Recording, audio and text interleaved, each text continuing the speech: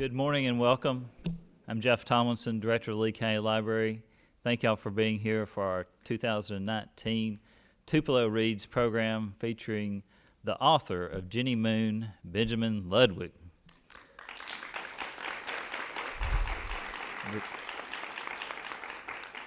Before we do anything else, y'all, let's turn off our cell phones. And before our program, I want to share some information with you. Each of you should have a piece of paper with the Create logo at the top. During the 2019 regular session, our state legislature created the Endow Mississippi program. As you know, donations to the Lee County Library Foundation at Create are tax deductible. Now with this new program, a portion of your donation is also eligible for a state tax credit. It is important to note that, that the number of state tax credits are limited. You may plan to make a donation later, but now is the time to take this form to Create and talk to Katie or Mike or Juanita about your donation and your tax credit. To receive a tax credit for 2019, your donation must actually be received at Create by October 31st. Okay? Thank you.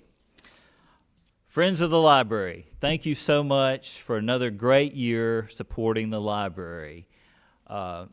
You've volunteered your time through your memberships and the book sale and a novel affair fundraiser. It's been a great year in support of the library, and I want to thank each and every one of y'all. Thank y'all very much. And we have a special guest with us, Friends of the Library President, Becky Rollins. Becky. Thank you, Jeff. Appreciate that. Well, we do appreciate all your help and all your support that you've given to the library. And I am happy to say today, as supporters of the library, last year we raised over $50,000.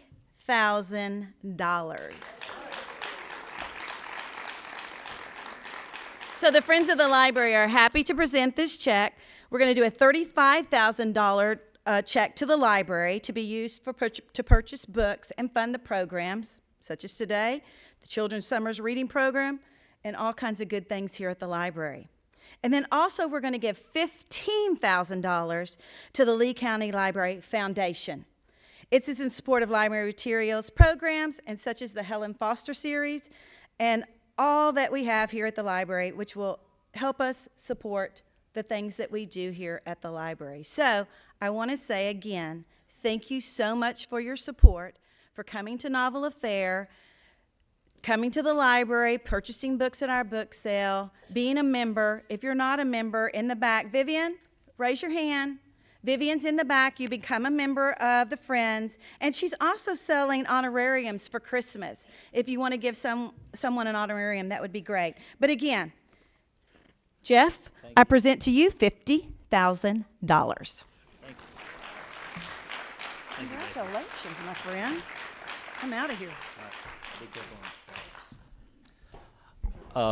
Thank you, Becky. I did want to say thank you to all the members of the Tupelo Reads Committee. It's a great group that works very hard to bring the importance of reading and the joy of reading to the forefront in our community. So thank you to all the members of the Tupelo Reads Committee. And I'm going to now turn it over to our illustrious chair lady, Lisa Reed. Well, hello, and welcome to the 9th annual meeting of Tupelo's Citywide Book Club called Tupelo Reads. We're all on the same page.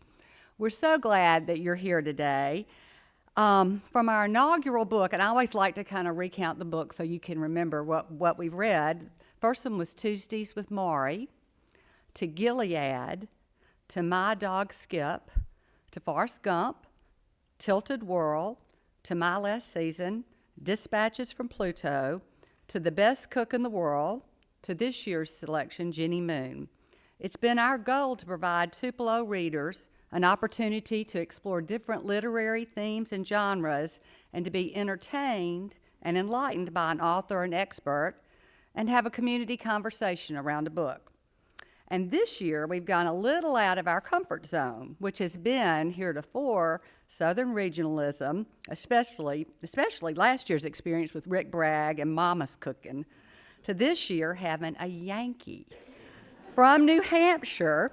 And he told me something I bet you didn't know yesterday on the way in. I said, "Are you from New England always?" Jack and I were driving with Ben, and he said, "Well, no, I was born in Connecticut." And I thought, Connecticut, New England, I thought that. He said, no, it's only New England, and you're really only a Yankee if you're from Massachusetts on up. So it's Maine, right? Maine, New Hampshire, Vermont, Massachusetts. Is that right? So see, this is lifelong learning. You learned something new today. I didn't know that, but I said, well, that wasn't my understanding, but now we know. So anyway, this year we're kind of going out of our comfort zone, but what a great book, and an autistic teenage heroine named Ginny, and you just want to root for her the whole time. Once again, our committee selected the book and produced the events around it. We had a very successful summer tutorial session for sixth grade students at the Boys and Girls Club, led by Bonnie Webb, a retired high school English teacher. And Bonnie, and I assist her, she does the heavy lift for sure, but we've done the session for each of the 9 books, and honestly, we both felt this year that the students resonated with this book more than they had with any other. I mean, they really identified with Ginny as a heroine. They wanted to know what happened to her, and I think and of course she's an English teacher to the core and has them do writing exercises, but also talks about the book. But besides that, I think the take home for them was, understanding and compassion for people that might be different for you, and family situations that might be different. And I think they really got it. So that was we felt very successful. Our author was at THS this morning with senior, third year and fourth year senior English students that Julie Gibbons worked out, and Liz McIntosh and the wonderful art teachers at Tupelo High School. I think this art is superior, did artwork, and the theme was family dynamics this year. And the work is really extraordinary. Liz had called me and said, "Oh my gosh, the work is just super this year." And the first place is this, I think it's a charcoal, maybe pen and ink, done by Kylie Moore, right to my right. And they all wrote a little blurb, and I just wanted to read this to you. It was your own family dynamic. The relation I have chosen to depict is the one I share with my younger brother, Kurt. My brother was diagnosed with autism from birth, which caused him to have incredible difficulty speaking. I spent all of my time with him at home attempting to get him to speak, and I became the only person who could understand and translate for him. Despite all of his obstacles, he persevered, showing a tremendous amount of inner strength. But the bond between my brother and me completely changed my life and inspired me to be a speech pathologist to help other children like him. So anyway, please be sure and look at this. So we give cash prizes, $100, $75, and $50 to the top 3 winners. So they were recognized at the high school. Our party last night, our Over the Moon party, I hope many of you got to come. I saw many of you there. Was a fun celebration and highlighted our own amazing regional autism center here in Tupelo. So thanks to our committee, they've worked so hard to put on these events. Got to say their names. Please, y'all just stand when I say your name. Carol Pitts, Catherine Mize, who is with her son Bennett at the hospital because Maddie is having her baby right now. She was at the hot party outside in the heat, and I think it put her in labor. So it's time, though. It's good. Marianne Placencia, Sonia Jenkins, Bonnie Webb, Liz McIntosh, Julie Gibbons, Betsy White, Babe Gratz, Jackery Jr., Jeff Tomlinson, Bennett Mize, myself. Bennett is also busy right now. So anyway, thanks to all of them. That everybody pitches in. The idea of Tupelo Reads evolved from a vision set forth from a former mayor, whom I know very well, and you do too, a vision for Tupelo to be a place of lifelong learning. This vision has been made a reality by this committee and others of you, and generous financial sponsors, the City of Tupelo, the Lee County Library, Friends of the Library, Ross and Yerger, and Reed's Gumtree Bookstore. So thanks to all of them and to all of you for supporting us at another great year. And now, as Ginny would say it, at exactly 11:56, Here is that former mayor to introduce our author. And as Jenny would say it again, we're going to have fun, fun, fun. So.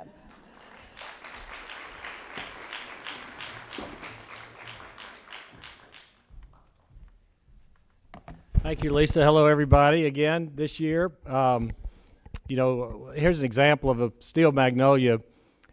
I was going to read that little poignant story by the author, but I told Lisa I didn't think I could do it without crying. So she was poignant enough to read that for us. That wasn't that wonderful, and all these high school students had a reason for their paintings. It was really just beautiful.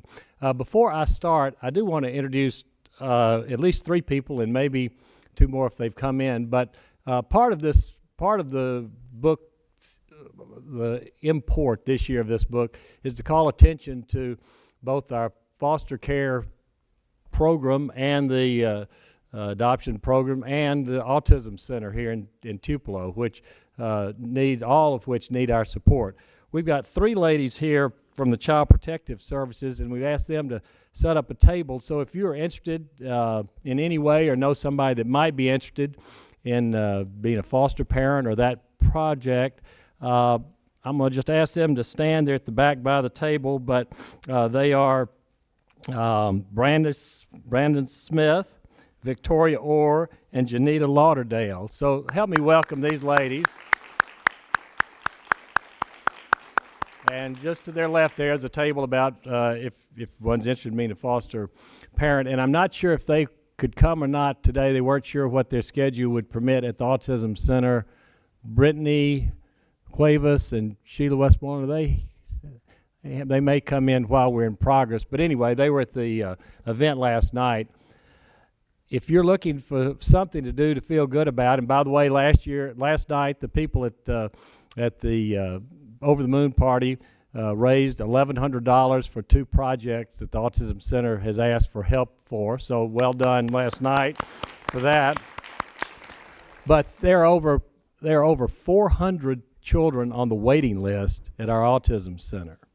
So just think about that if you're want to do something with some. There are a lot of great causes in Tupelo, but that's certainly one of them. 400 children on the waiting list, and obviously the more money we raise for them, the more clinicians or psychiatrists they can hire, whatever staff that can make room to hire and to help more of those children. Here's just one of the reviews for your Tupelo Reads Committee when choosing this year's book for our community to read and ponder and discuss. Quote, "In his riveting debut novel, Benjamin Ludwig has given life to the unforgettable Ginny Moon. With a compassionate and insightful voice, Ludwig shares a story that will have readers cheering for Ginny, fearing for her, and wanting to reach inside the pages of this poignant novel to guide and protect her. Ginny Moon will live on, well past the last page, and will forever change those who spend a little time with her." Well, that's a pretty powerful review, and you can and if you had a chance to read the book, and I know many of you had, I think you'll agree with it. What kind of person can combine both the intellect and the compassion to write a wonderful book in the voice of a 13-year-old adopted autistic girl? Perhaps someone who's a lifelong teacher of English and writing, and who, by the way, hit a home run, knocked out of the park at Tupelo High School this morning with our English students at Tupelo High School, but who also is a new teacher mentor still in the public schools of New Hampshire, in addition to dedicating himself to his craft. Perhaps a man who, a year after he and his wife Ember were married, together became foster parents of and then adopted a 13-year-old girl with autism, now their daughter, Ariane. Perhaps a father who has spent hours at Special Olympics events with other parents of autistic children and listened, and then shared with them both the trials and triumphs of living in a family with an autistic child. Perhaps a new friend who has made his way down south, to Tupelo, Mississippi, to be our honored guest and to be our highlighted speaker and author as we celebrate reading and writing and Tupelo's reputation as a city committed to lifelong learning. And I might say, on a personal note, a delightful new friend who was introduced to hush puppies yesterday at lunch and liked them as much as I do. One of the things he said that I was listening attentively myself as high school students were just a few minutes ago at the high school, that one of the students' question, the question and answer period said, what does it mean to be a person with special needs? I think that term is overused. And Ben said, I appreciate that question. He said, I agree with you. He said, I think we need to move from the term special needs to everybody is different. So, with that introduction, please help me give a Tupelo welcome to our author, Ben Ludwig.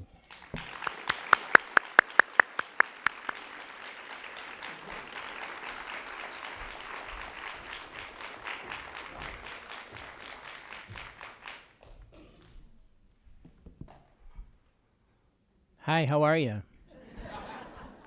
See a lot of familiar faces from last night. It's great to see so many of you again.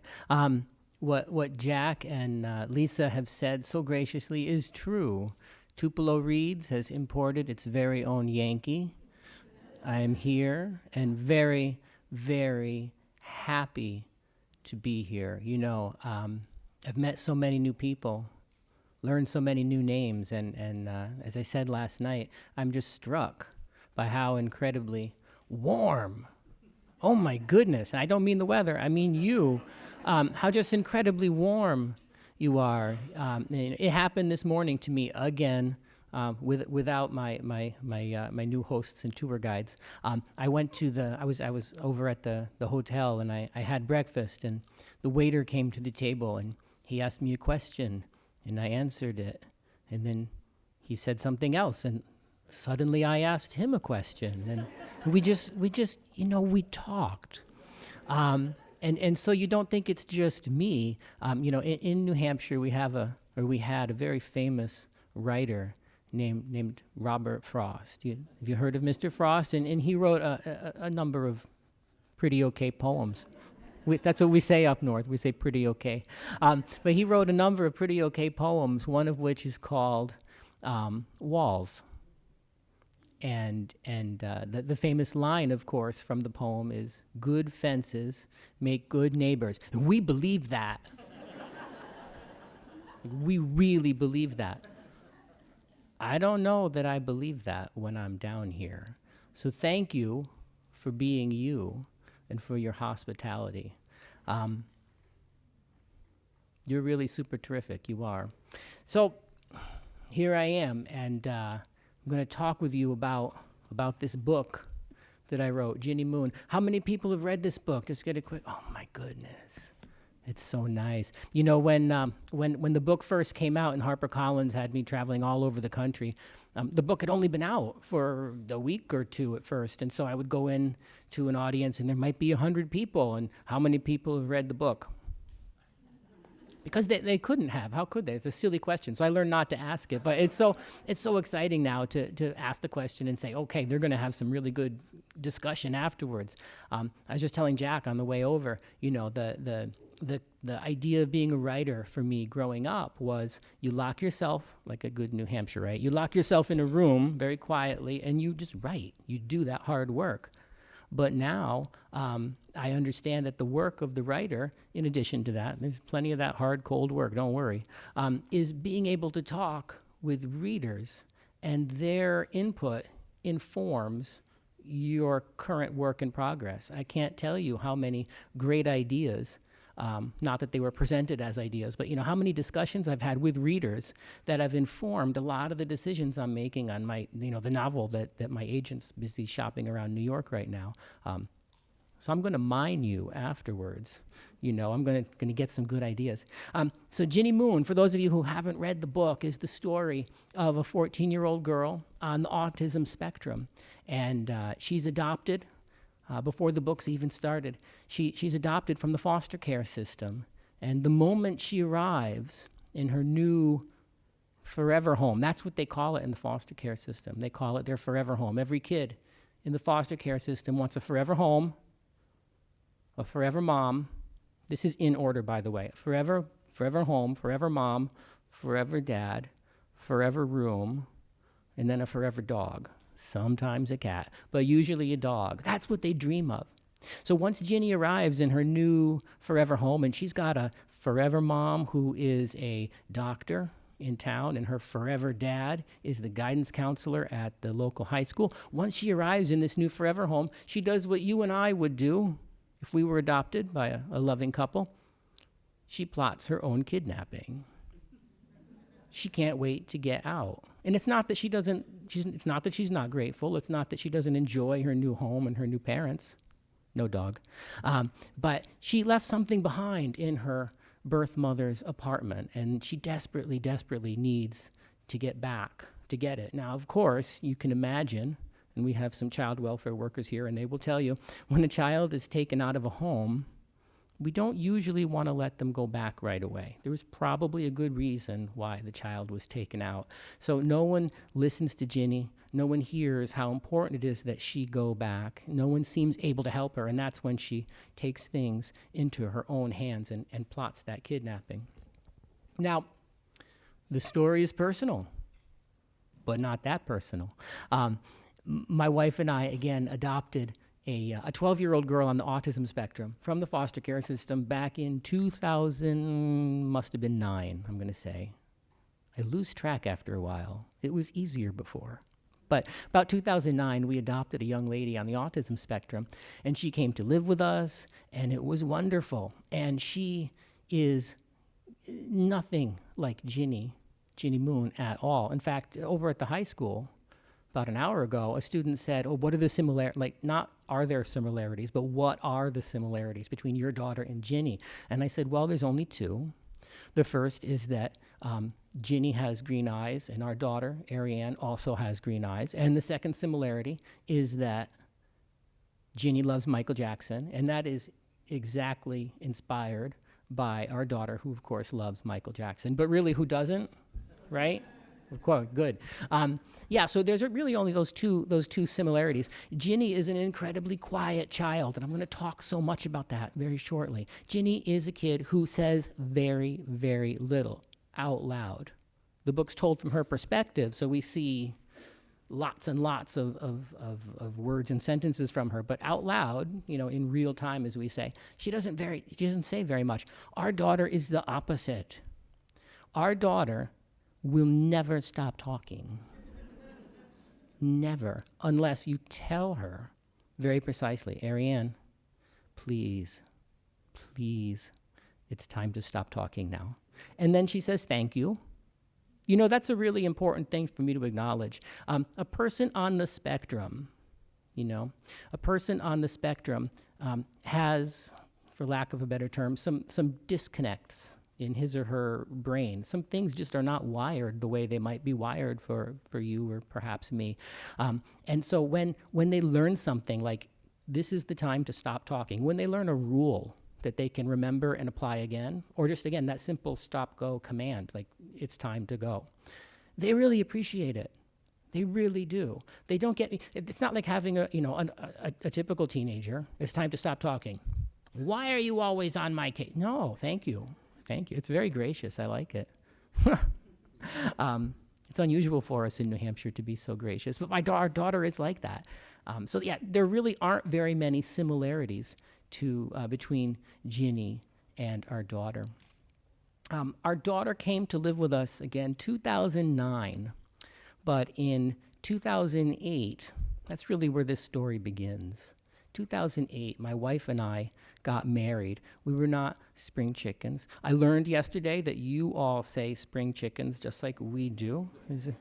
We're not so distant even though, yeah. So we weren't spring chickens. We married a little bit later in life, and we knew we wanted to have a bunch of children, and we weren't really facing any fertility issues that we knew about, but we did know, well, we're not spring chickens, so how long can we keep going and have a bunch of kids? So we should, like Ginny, take matters into our own hands. And in addition to having some biological kids, we should adopt. In New Hampshire, if you want to adopt, you must become a foster parent first. That seems fair, doesn't it? If you're going to, have a child come into your home who perhaps comes from a troubled past or, has had some experiences that are difficult, you ought to know how to take care of her or him. So we became foster parents. And in New Hampshire, it takes about 6 months to get your license. But during that 6 months, man, oh man, you will, it's like being in graduate school all over again. And thank goodness, because if we're going to put children in someone's house, you know, and not just any children, these are like troubled, difficult kids.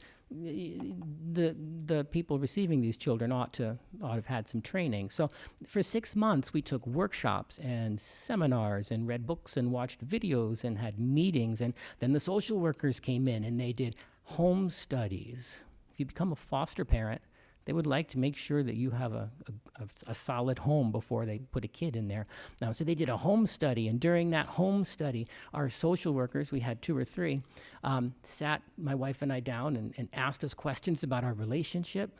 Really helpful questions, by the way, stuff that even today we can refer back to, and it helps us get along better. But they asked us all kinds of questions, and it really put us through the ringer, you might say, again, in the best possible way. But we went through that process. And when it was over, our social worker called us up and said, well, she called my wife and said, her name is Ember, my wife, Ember with an E. Everyone calls her Amber, but it's Ember. She said, Ember, can I come over and meet with you and Ben? And my wife said, oh, yes, of course. When would you like to? It sounded pretty ominous. So she came over, and Charlotte was her name. Charlotte sat down in our living room right in front of our wood stove. It was winter. It seems like it's always winter where we are. But Charlotte sat down with us, and we were waiting for bad news of some sort. We couldn't imagine what it was, and she said, okay, we're ready. And she put a piece of paper down on a little side table, and Ember looked at it, and it was our license to actually be foster parents. So we were, you know, it's a typical Yankee joke, you know, you make people think something bad's going to happen, and then you tell them it's nothing. We have great parties in New Hampshire, let me tell you. So Charlotte gave us our license and said, all right, so now we're really ready to get started. I started with what? Well, your first placement. Who's our first placement? Well, we don't know yet. We have to pick one. So then she went out to the car, and she came back with a big box. And I could see there were, you know, big folders in it. She put it down on the table. She said, all right, come on. And I said, all right, so we're going to sit, we'll just sit around the table and look at these folders? She said, no, there's 3 other boxes in the car, Ben. You have to help me. I said, 3 other boxes? What's in the boxes? Like cookies? No, not cookies. It was 3 other full boxes, big, deep, reinforced with extra tape boxes of portfolios, each one telling the story of a different child. And there are medical reports, and there are teachers' accounts, and a lot of it had been blacked out for confidentiality purposes, of course, but, you know, we had names and pictures and narratives from different foster care workers and different families and people and friends. And so we just started reading and looking, and some of the kids had disabilities, and some didn't have disabilities, and some were babies, and some were teenagers, and some were in between, and some were almost aged out of the system. When you turn 18 in New Hampshire, you age out of the system. Social services will no longer service you. It's a scary thing.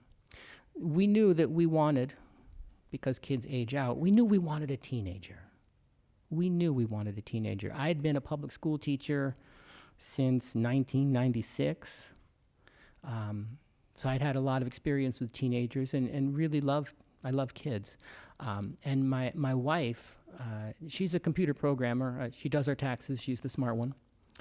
When she graduated with her master's in computer science, or I think maybe the second one, I don't remember, she, rather than accepting big jobs at IBM and I forget where else, but she had some amazing offers. A woman in computer science, not the most common thing 20 years ago.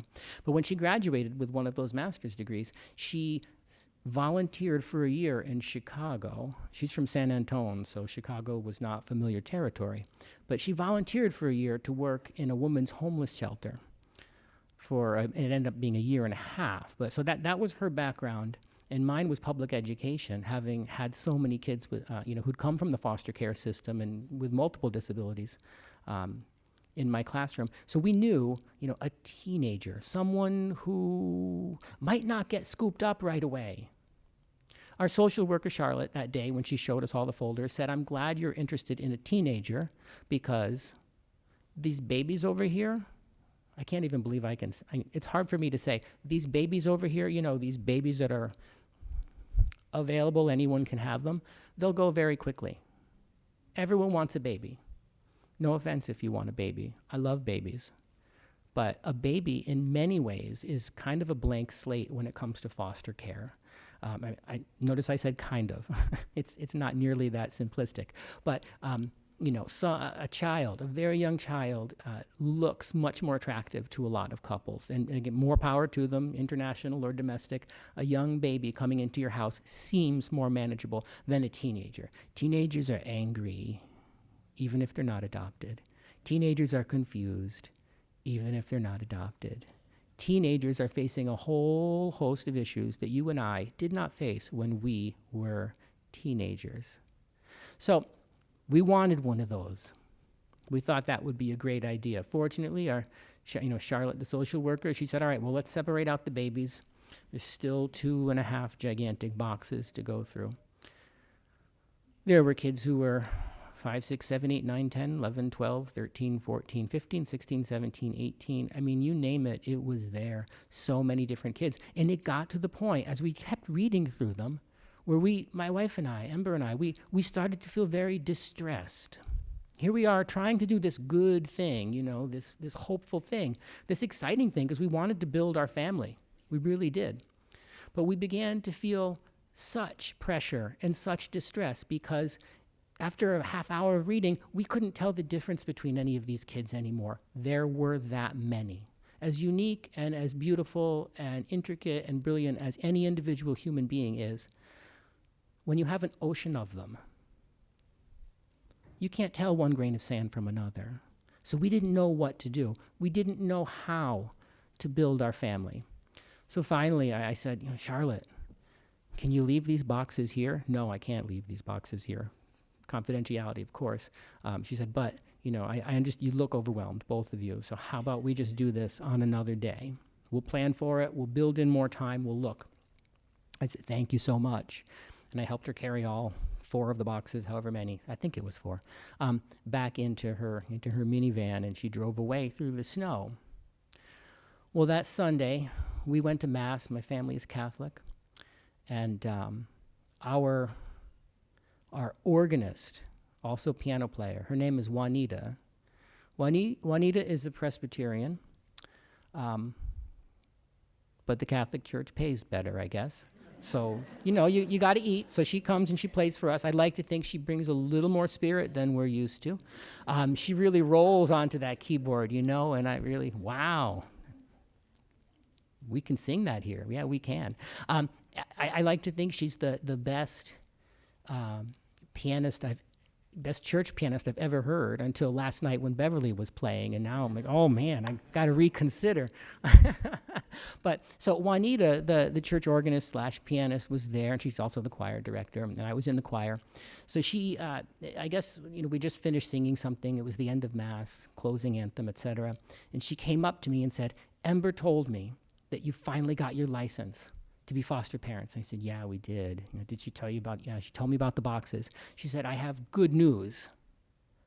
Well, I like good news. So great, what's the good news? She said, I've got just the kid for you. I'm like, oh. And my heart fell immediately because I knew that Juanita knew we wanted a teenager, and she had apparently a teenager in mind, and yet how do you know which one? Again, how do you know? All that distress came back. Now this is our friend, right? Our really close friend. How do we tell her no? If in fact it's a no, I guess it's a chance it could be a yes, but why should it be? All the other kids are still available. Maybe they're more needy. How do you make this incredibly difficult decision? Juanita said, there's a young lady who goes to my school. Juanita, in addition to being the musical genius of the church, was a high school guidance counselor in the town next door. She said, there's a young lady who I see at our school, and she was going to be adopted until this past Christmas. I said, well, what do you mean? She said, well, this kid was in a foster home, and it seemed like a really good foster home, and they told her last year they were going to adopt her. It takes probably a full year to actually adopt a child in New Hampshire. It's the same in most states. I'm not sure how it is in Mississippi, but they want you to really they want you to make a good decision. So they check you out very carefully before they allow this kid to meet you. Long story short, Juanita said there's this young lady, she was scheduled to be adopted, living with the soon-to-be adoptive family in Maine, and they noticed some of her behaviors were a little odd and were getting more pronounced. So they brought her to a doctor, and the doctor, just a pediatrician, the doctor referred her, she was 11 years old at the time, doctor referred her to a psychologist referred to her a special psychologist, did some tests, autism spectrum. Well, the foster family found out about this, of course, and they decided that they would not adopt this young lady because they were not prepared to handle a child on the autism spectrum. They just didn't want to anymore. So they told her on Christmas. I mean, I know we're not supposed to judge people, but I'm feeling a little judgmental, you know. So they told her on Christmas. The child was devastated, and as a person on the spectrum who, like, remember I said she talks constantly? Well, she told everybody what had happened. The family was offended and upset and angry with her for doing this. And Juanita, as her guidance counselor, was in touch with social services. What are we going to do? Oh, my goodness, et cetera. And so then Juanita came to play music for us and with us at church and found out that we had our license. And she said, "You're going to love this kid. She's wonderful." And I said, "Okay, I guess we'll talk to our social worker and does she have a file?" "Yes, she has a file. I've seen it. So Charlotte got hold of the file and brought it over to us. And we looked through it, and honestly, she looked a lot like, or the file was similar to so many of the other files, except for two things. First, she had green eyes, and I've got green eyes, and my wife has green eyes. And she plays the clarinet, and I play the clarinet too. So we talked. Ember and I talked, and we looked at each other, and she said, "This is stupid. There's no good reason." No, and she corrected herself. "There's no bad reason to adopt a certain child, to pick one over another. So why not pick the one with the green eyes who plays the clarinet?" "Well, why not? She's on the autism spectrum. What's the big deal? We're on all kinds of spectrums, you know. We're all different. We're all unique." So we started the process. We told Charlotte, yes, we are interested in Ariane. She's French. She's I guess there's another similarity with Ginny in the book. Ariane's parents were originally from Quebec, and that's kind of similar in the book. So she's French. She speaks English, though. She thinks she speaks French because she can count to 7 in French. Fluent. Yeah. She can speak Spanish even better because she can get to 10. So we started the process of learning about Ariane, and the more we learned, the more the social workers allowed us to learn. That's kind of how that process works. They feel you out slowly to make sure you're not making a bad decision. And we got to the point where we could meet her, and we went to her current foster home. The current foster family was willing to let her stay until another home was found for her. Oh my goodness. So in 2009, we adopted her, and she was wonderful. And we would do duets on the clarinet and talk about our green eyes. So Ariane came to live with us, and she's a beautiful young lady. She's 22. I'm skipping a bunch on purpose. She's 22 years old now. She loves wine. She's really excited about that. Oh, I have to tell you the church story. Oh my goodness. All right, I'm not there yet. I'm going to get there, but remember wine and the church story, because you're going to, oh my goodness. So anyway, she's 22. She lives in Maine right now in a small community of people who have similar circumstances in their lives, we'll say. And she has like a house mama who takes care. And this is not like a program thing. This is a bunch of foster parents, or adoptive parents, I should say, who got together and organized this. It's really hard, and I know with the Autism Center here, you probably know this, it's really hard to get the government to organize or do anything. I mean, Sometimes they do, and that's wonderful. We appreciate all those things. But sometimes they don't. And so local organizations or just plain old citizens can really do wonderful things for their own children. Anyway, we got these folks together, all of us, and she's in Maine and living on her own. She has a little job at a grocery store, and she bags groceries. And she can say, "Hi, how are you?" without giving out her phone number, email address, social security numbers, waist size, and my phone number. She used to do that. But she's learned so much since she came to live with us. She really has. I mentioned that our daughter and Ginny are very different, especially in terms of the way they talk. Ginny is incredibly quiet when she interacts with people, and then very verbose, very almost runny with the way her thoughts, a very stream of consciousness, if you will, when she narrates her own circumstances and her own emotions and needs. And our daughter is the opposite. She just won't stop talking. In fact, I really think, I haven't figured this out yet, but I think our daughter sometimes can't think something unless she says it out loud. Because I do that myself when I'm working on a novel, or even when I'm teaching with a bunch of kids. You know how we say, "Oh, I'm going to think out loud right now."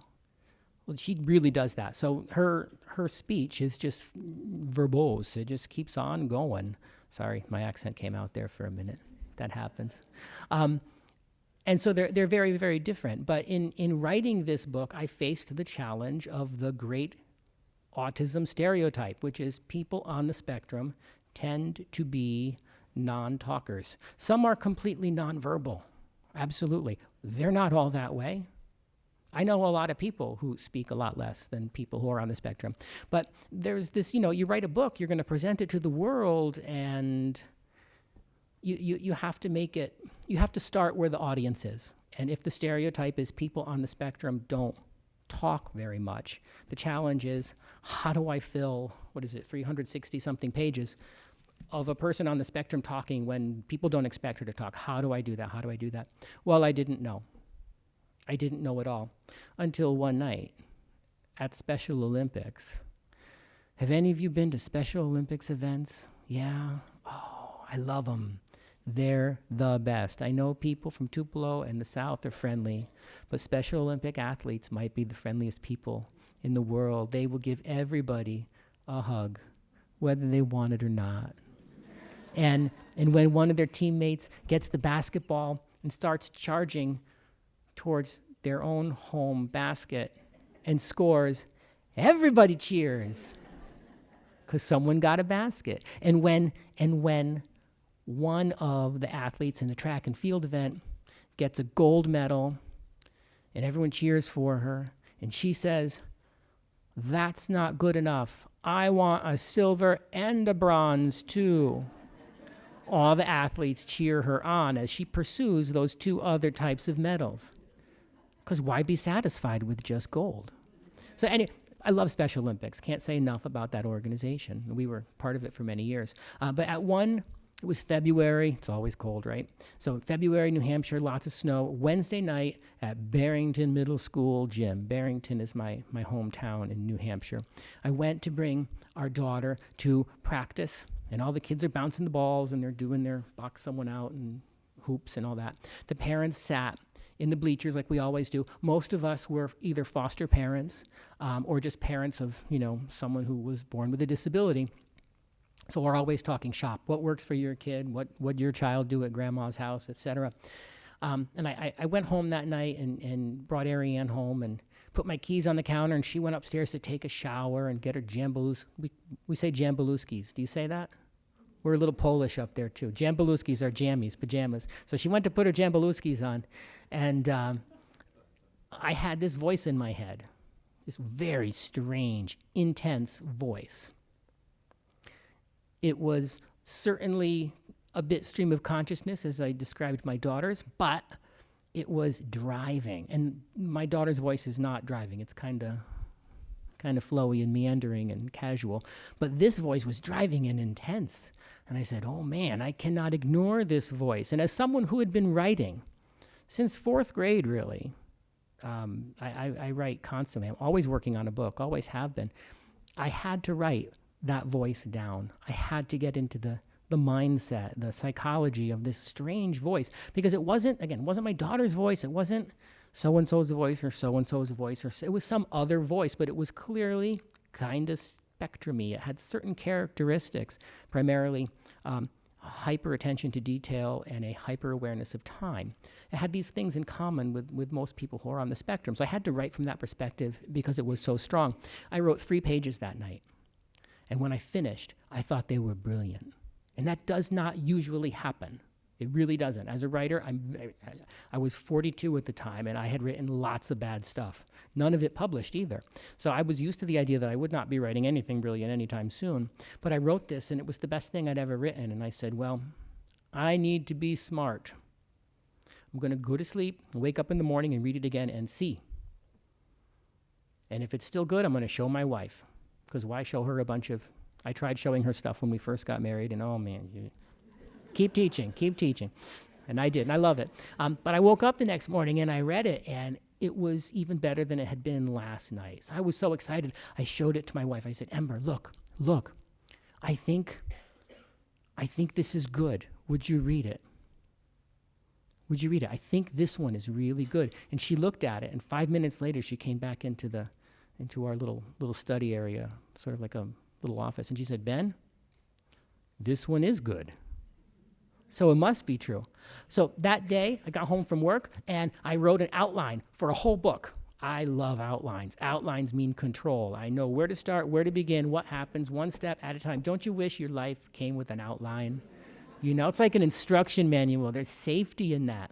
So I had this safety instruction manual outline for the novel, and that night, I sat down and started to write the second item, 1A, 1B, okay. So I started writing 1B, and the voice would not do what I told it to do at all. I said, what on earth is going on? So I fought it for about an hour. I fought it, and the voice was kind of like, not exactly yelling at me, but pretty close. It was getting very aggressive about, no, I will not do that. That is precisely what I will not do. And eventually I said, all right, well, I'm just going to let you talk. And boy, did she have some better things to say than what I had in mind for her to say. This process went on for 9 months. Writers joke that a book is their baby. This one really is, because it took 9 months to write. But the process was like this. I would write a section of paragraphs, maybe half a chapter or so, and then write an outline to finish the book, because I want that control. And the next day, trying to do the next step, Ginny would destroy the outline and demand that I write a new one, because I couldn't just let her keep talking without trying to control something. That would be not very New England at all. So 9 months later, I've got, 40 or 50 outlines, none of which were followed, and this really fun story that sometimes made me laugh out loud as I was writing it, and very often had me in tears. Because of just the subject matter and some of the things that Ginny puts together in her head. So 9 months, no outline, and it was the most creative, exhilarating experience of my writerly life. I showed it to an agent. He loved it. He said, let's sell this. I said, yes, sir, where do I sign? So he showed me where to sign, and then he sold the book. And I had to resign my work as a public school teacher. And I went on the road for 3 separate book tours, and I still do events all the time. But now, as I was telling Jack and Lisa yesterday, now the events are fun. Like, this is fun, You've read the book. That's great. You are a community of writers and thinkers and readers that I can actually stay in for more than several hours. When a publishing company puts an author on tour, you might do 2 or 3 cities in a day. There's no time to walk outside and see that it's humid and hot.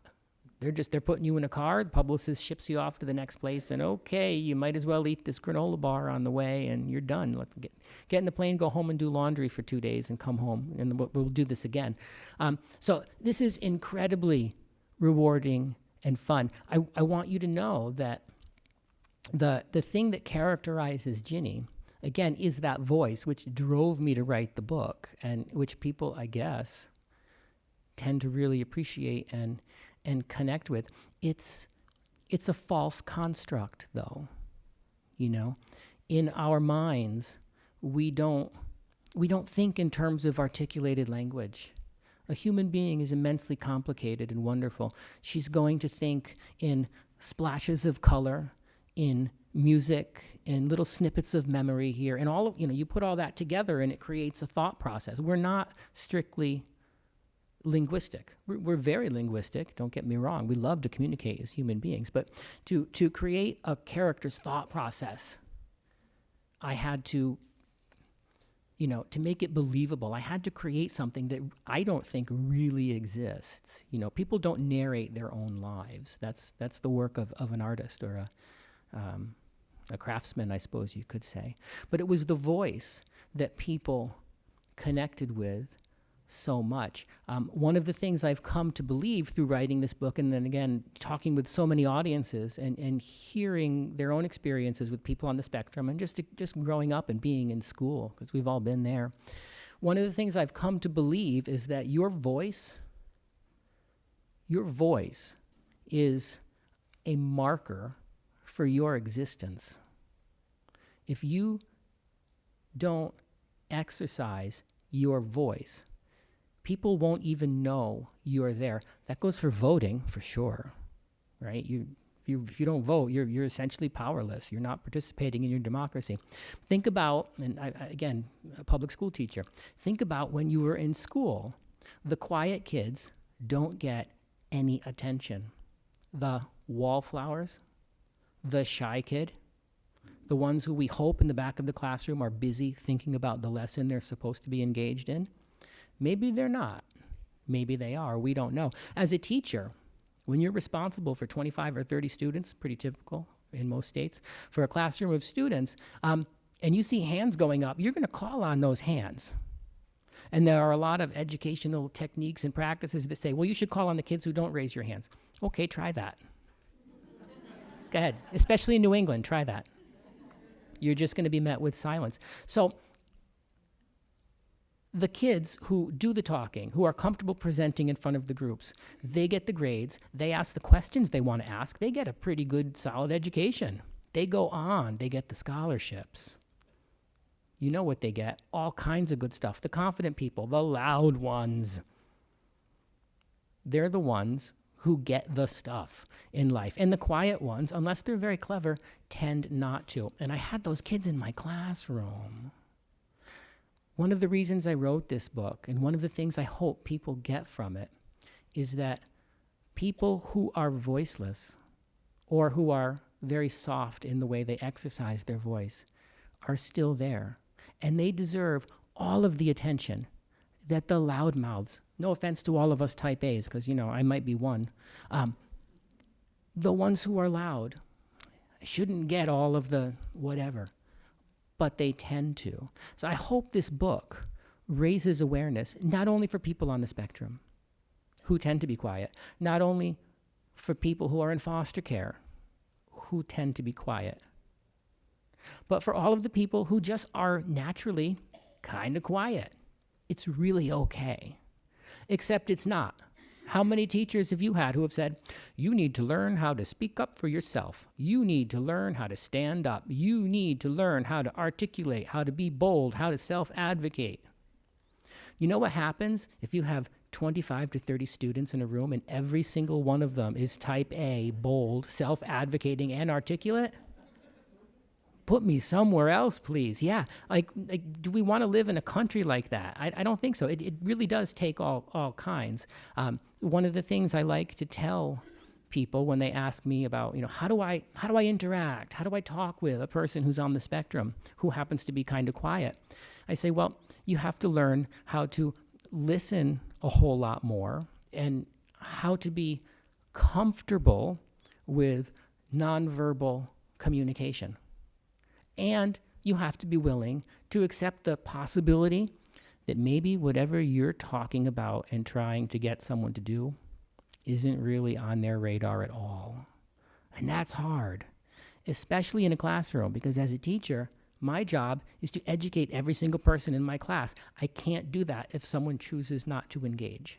So it's frustrating. It's incredibly frustrating. As an English teacher, again, I'm asked a lot, well, what's the theme of this book? What's the theme? I love theme. Don't you love theme? A theme is what the book's, not who the book's about, not the conflict in the book, but what questions, what issues does it raise? And the big question for me in this book is how? How do we know how to be comfortable with someone who just doesn't want to be comfortable with us? In fact, doesn't want to engage with us at all. She's got something more important on her mind. How do we deal with that? Another theme in this book is, how do you know whether to laugh or cry? Lisa said that to me the other day. I think it was on the phone, wasn't it, the first time? How do we know whether to laugh or cry when someone who's on the spectrum in particular says something that's really funny, actually? Oh my goodness. But at the same time, obviously a mistake and perhaps not appropriate. Quick example, a friend of ours came over when Ariane was still with us. She'd just been with us for a year, and she was pregnant. And my wife said, what's the baby's name going to be? And the friend said, his name will be Miles, M-I-L-E-S. I said, oh, that's a great name. Oh yes, it's a family name. They have this small talk about this. Ariane was in the room. Ariane said,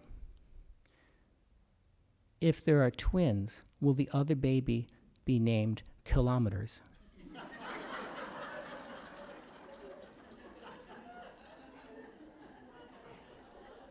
And we had that reaction. We laughed. We laughed. And if Ariane was not the way she is, she might have put her head down, maybe felt a little embarrassed, or maybe she would have laughed along with us. I don't know. But she was dead serious, like waiting intensely for an answer. So we did what, as you probably would do with any of your own children when they were very young. We said, oh, honey. That was, we like to explain our laughter. I think that's important. We have to explain why we're laughing, when we're laughing. Otherwise, we're kind of being rude, right? So we had to say, oh, honey, we're laughing because you made a really witty connection. Miles is a unit of measure. You have to be this technical sometimes. Miles is a unit of measure, and kilometers are as well. So it makes sense that someone might connect those two things together and assume that one would be named and therefore the other. But really, some people think Miles can be a name. Just a name, not a... So she understood, and she never made the mistake again. But, I hope this book puts us all in a position to ask ourselves, why am I laughing? Should I be laughing? You know what? I like laughing. Laughing is healthy. Laughing eases tension. Laughing shows that we like somebody. I know laughter can be cruel, but it's not cruel when we laugh at things little kids say. But it needs to be a point of discussion building. That's the way we talk when we're talking with someone on the spectrum. There's a section of this book I'd like to read to you. It's brief, but it really starts to get at some of these issues. So if you have your hardcover book, and I'm not asking you to read along, but sometimes people like to. I'm going to look at page 38. And on page 38,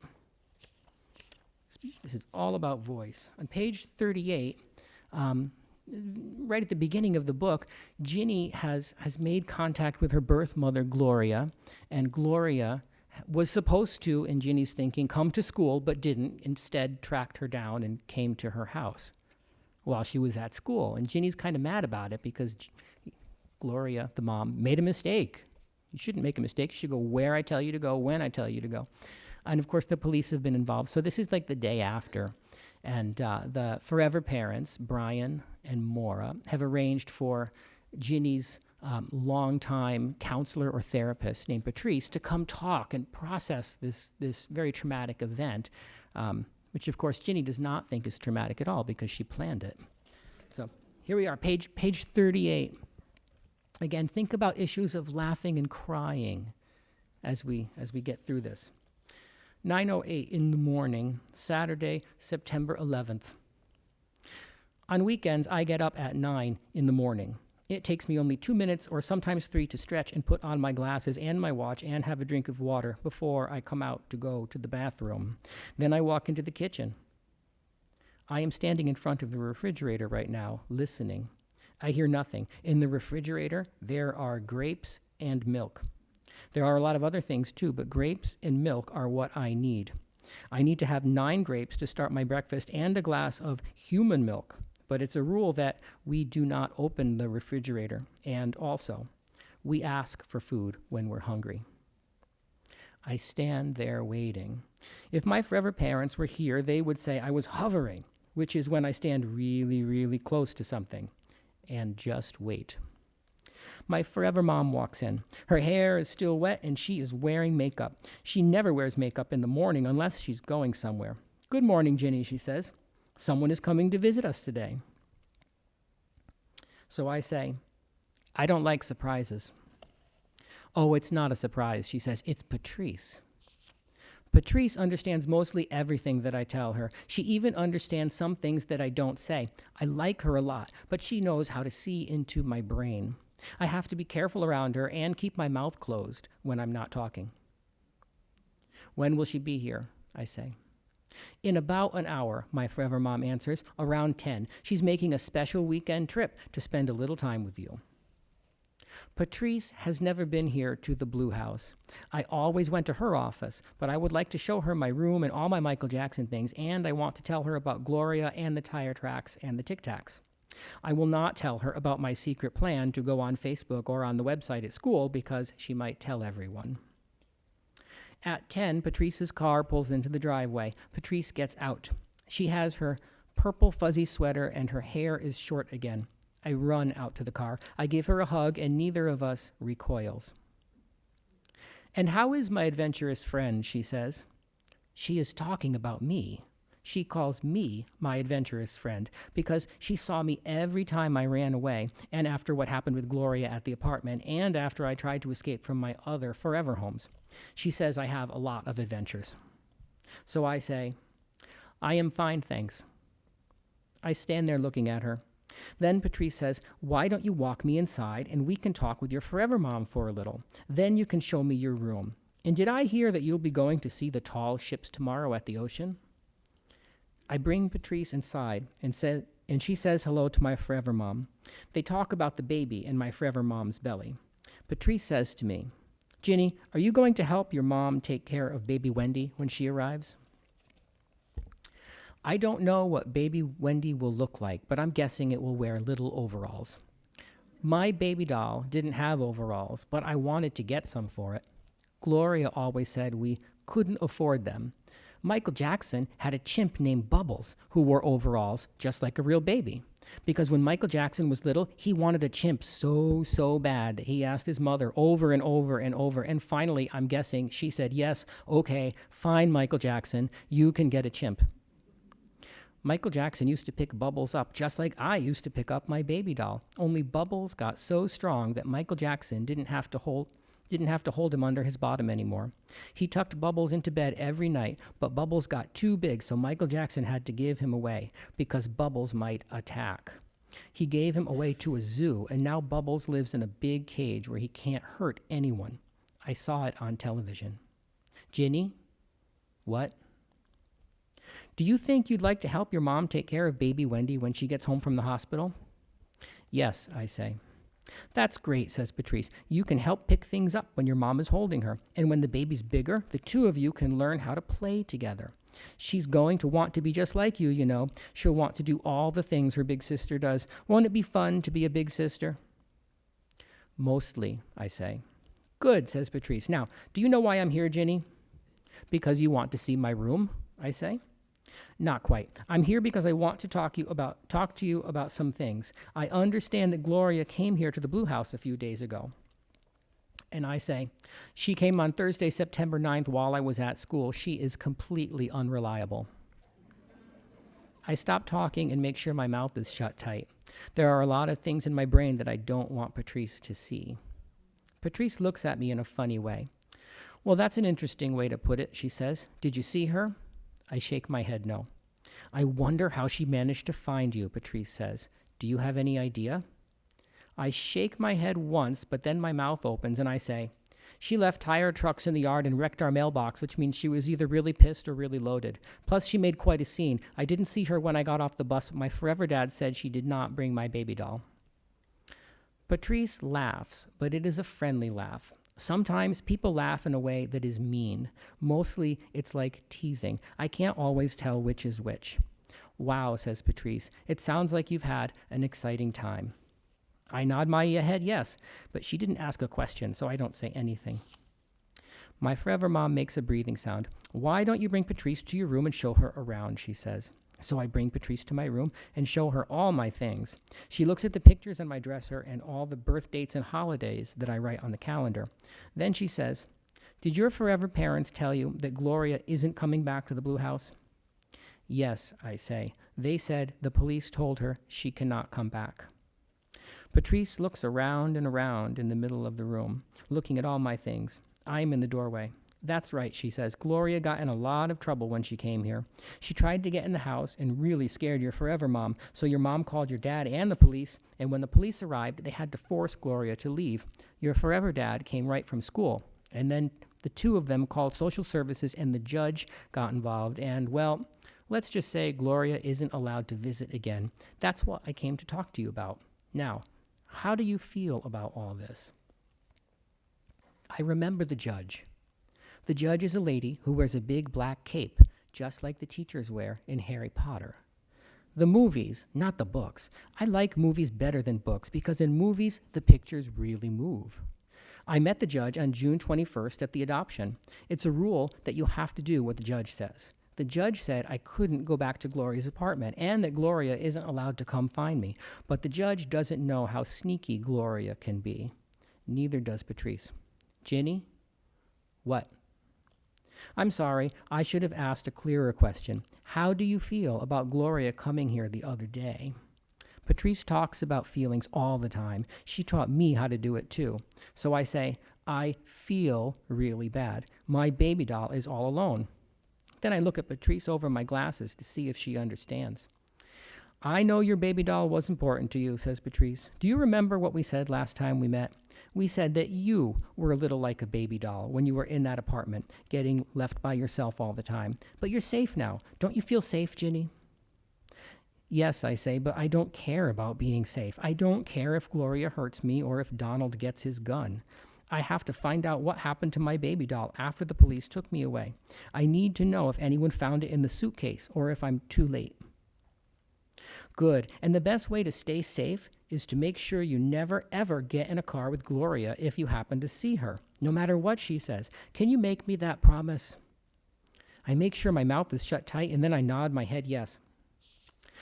I know I've said it before, but you're lucky you got out of that apartment alive. But if she were to come here and then get you to get into the car with her, it would be considered kidnapping. Do you know what that means? I don't, so I shake my head no. Kidnapping is when someone steals a kid. If you go with Gloria, Gloria will be stealing you and stealing against the law. Does that make sense? It does, so I nod my head yes. I nod 3 times because I think getting kidnapped is a great idea. That way I can go straight back to the apartment and run into my old room and check the suitcase. And I need to ask you about what happened with the baby doll from school. You must mean the plastic electronic baby, I say. Yes, that's the one, said Patrice. I understand that you hid it and then you stuffed it in a suitcase. Why would you do that? Because it would not stop crying. But there are other ways to calm a baby down, aren't there? Oh, yes, I say. You can give it some milk or pick it up and rock it. And if there's no milk or food, you can give it your finger to suck on. You can sing the Eensy Weensy Spider. You can change its diaper or give it a bath or just let it rest on you. Patrice looks at me funny. You sure seem to know a lot about babies, she says. Where did you learn all those things? So I close my eyes and I yell, from taking care of my baby doll. Then I look at her to see if she understands. You don't have to shout, says Patrice. But remember, your baby doll wasn't a real baby. You had to have learned those things from somewhere. From television, maybe? I shake my head no. My baby doll was a real baby, I say. Ginny, that's not true, says Patrice. Gloria didn't have any other children. I've been over your case file 1,000 times. You were the only one in that apartment. Did you have a baby cousin, maybe? I remember your aunt used to come visit you sometimes. Crystal with a C, I say. Right, Crystal with a C. Did Crystal with a C ever have a baby? I shake my head no. I am too mad to say anything with my mouth now. At any rate, says Patrice, I need you to know that your parents and I have come up with a new rule. It's the most important rule that we've ever given you.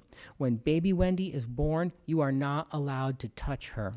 We have to make sure you learn the right way to act around babies first. It's a scary thing when someone hits a doll and puts it in a suitcase, even if the doll isn't real. Suitcases aren't good places for putting babies at all, right?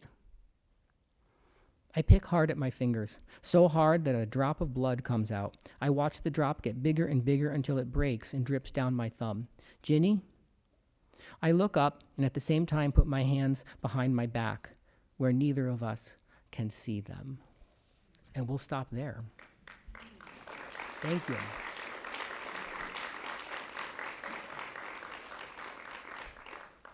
So, from that brief reading, I hope we can see that this book and really the issues that we face in the classroom and in our communities across the whole country is how on earth do we know which questions to ask a person who just isn't going to either understand the question or who has answered the question in a way that we're not prepared to accept or listen to. You know, that's really what we're getting at.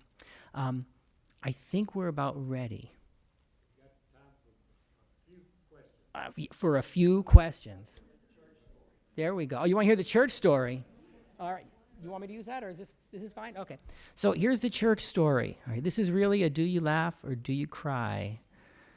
We were not laughing. So we're Catholic. I told you that. Our daughter came to live with us. All of our training said, and this is very good advice, I think, you know, if whatever your religious affiliation or beliefs are, when a stranger comes to live with you, you probably shouldn't push those beliefs on that stranger. And if that stranger happens to be someone who becomes a member of your family, like a foster child, she might at some point ask you about them. So just, you know, be friendly. Don't proselytize. Just be cool.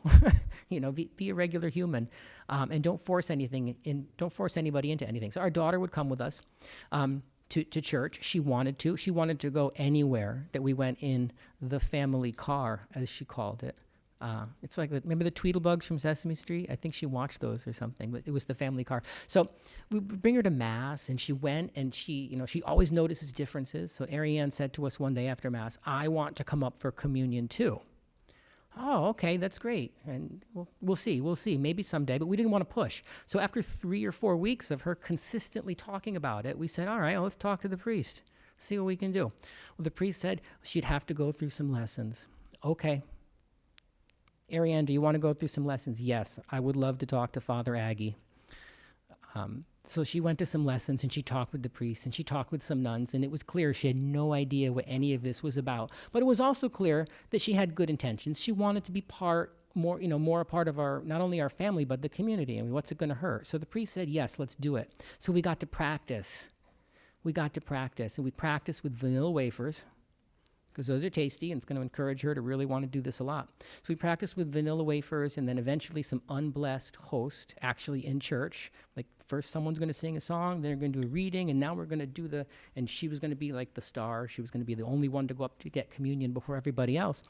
And I was there with her, and I heard the priest say, so you're going to receive the host, the bread, but afterwards you're just going to turn to the wine, and if you would like to receive the cup of Christ, you can. If you want to drink the wine, you can. You don't have to, but you can. If you want to, you can have the wine. In fact, maybe you'll want to change your mind someday. If you don't want the wine today, you can have wine anytime you want. Perfect. So that Sunday, go to Mass, time for communion. Ariane goes up, she receives the host, she turns, she bows to the chalice, very respectful, flawless, sits down with us, great. Next day's Monday. She goes to school. Ariane, what'd you do over the weekend? A teacher said, because that's like morning roundup. You just ask the kids what they did. I went to communion. Really? Yes, yes, yeah. Okay, what else did you do? I can have wine anytime I want. Really? You can have wine any time I want. You're sure? Yes.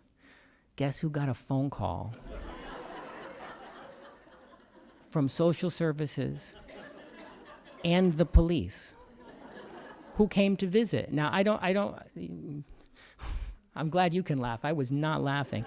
Because I didn't know the whole school part. When social services says they're coming, they don't tell you all of the background information. Because they don't want you to be prepared. They want to like, oh, is there something fishy going on? Let's catch it. So good for them. More power, and the police too. They all came to visit. And then we were able to figure it all out. And, could someone please ask Ariane? We said, would you please ask her where she was when someone told her she could have wine anytime she wants? Could someone please ask her what the context was? No one had bothered to ask that. So there we are. We were clean. We didn't do anything. We don't give our child booze.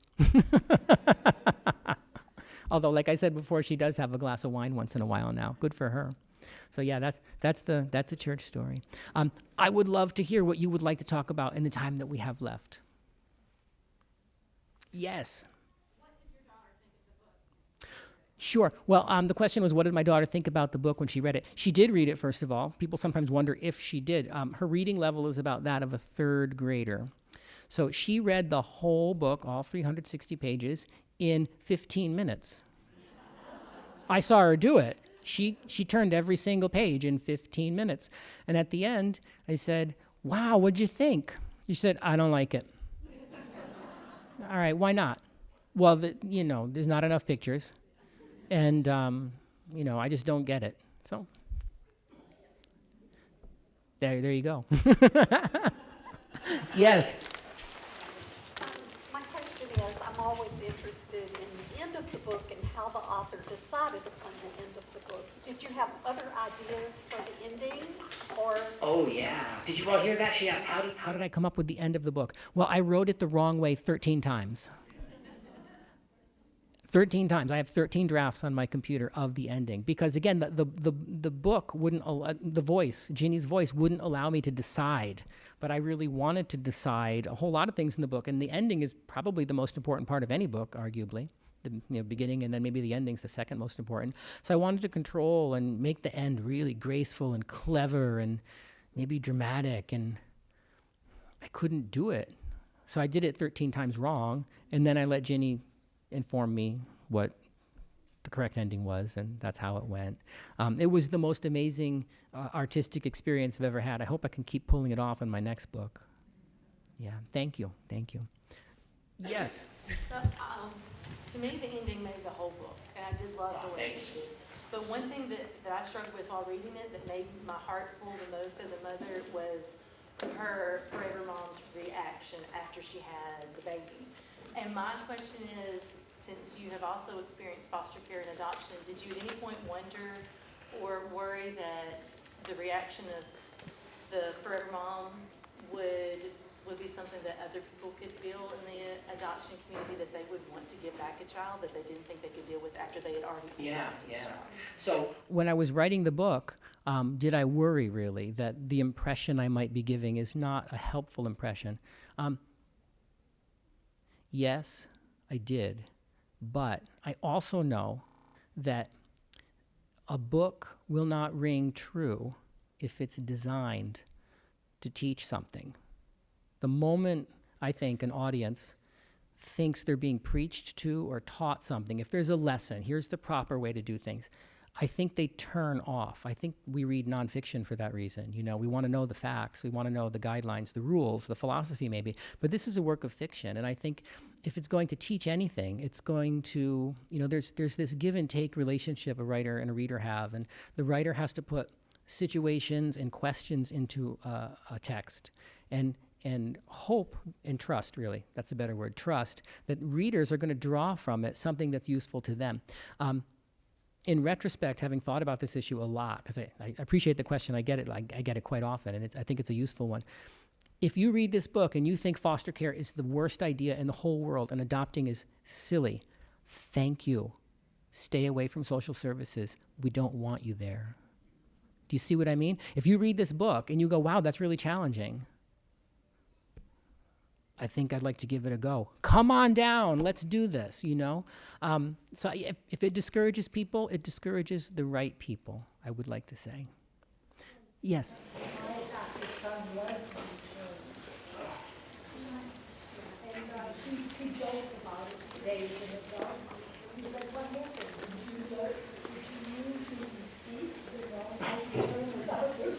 Yeah. Wow. It does happen, doesn't it? Well, he was battling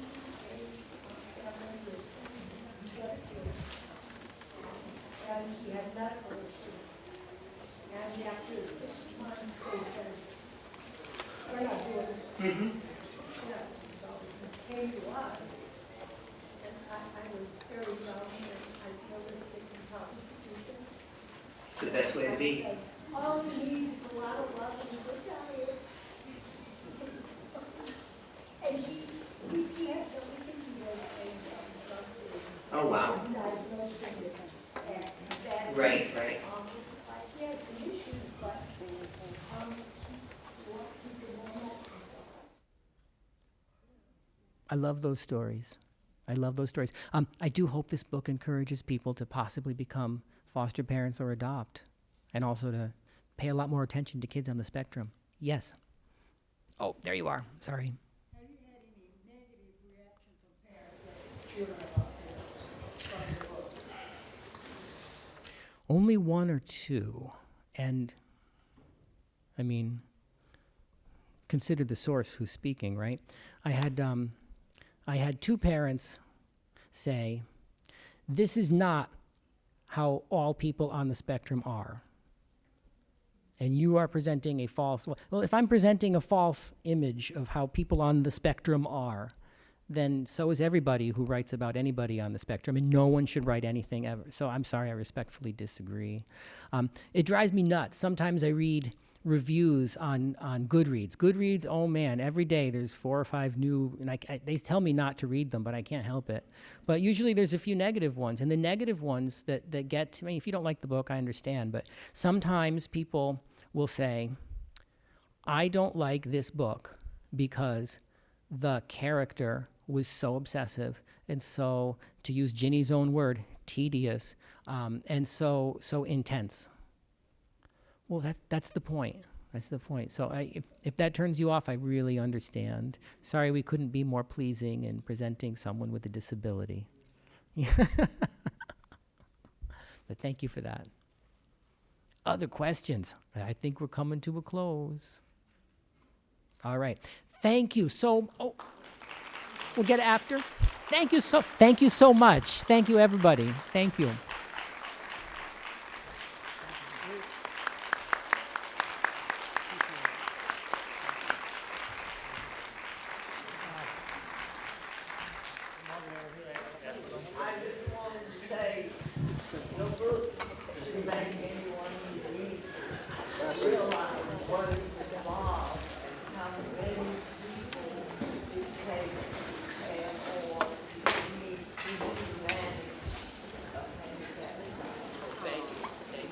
It takes a network. I'll even say that. That takes a village. Why not? We do have to get Ben to the airport in Memphis, but he's agreed to sign every book here that somebody wants to buy or sign. So Ben, go on over there, and he loves to see you.